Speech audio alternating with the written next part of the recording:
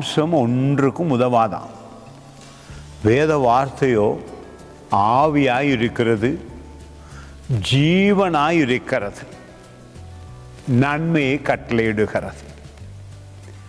நிச்சயமாக இந்த நாளிலே நான் வாசிக்கப்படும் வேதத்தில் இருக்கிற அற்புதமான அதிசயமான ஒரு வார்த்தை. நீங்கள் வார்த்தையோடு நடக்கும் பொழுது, தேவ வார்த்தையை தியானிக்கும் பொழுது, ஓரமாய் என்று எழுதியிருக்கிறது. வேத வார்த்தை ஓடு தங்கியிருப்பது ஓரமாய். நீங்கள் தூரமாய் இருந்தால் துயரம் வந்துவிடும். அவர் ஓரமாய் இருந்தீர்கள் என்றால், இயேசுவுடைய அன்பிலே ஓரமாய், வார்த்தையிலே ஓரமாய் அதோடு வாழ்ந்தார். அதிசயம் பாருங்கள், சொல்லுகிறது, அவன் நீர்க்காலின் ஓரமாய், ஓரமாய், தூரமாய் அல்ல, ஓரமாய்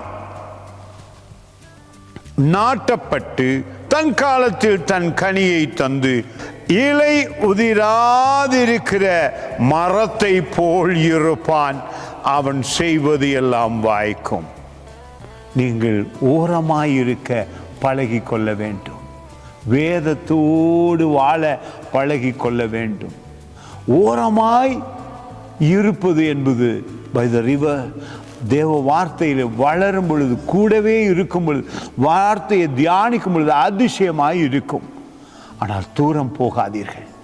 வேத வார்த்தையை எப்பொழுதும் உள்ளத்திலே தியானித்து கொண்டிருங்கள், எப்பொழுதும் நினைத்து கொண்டிருங்கள்.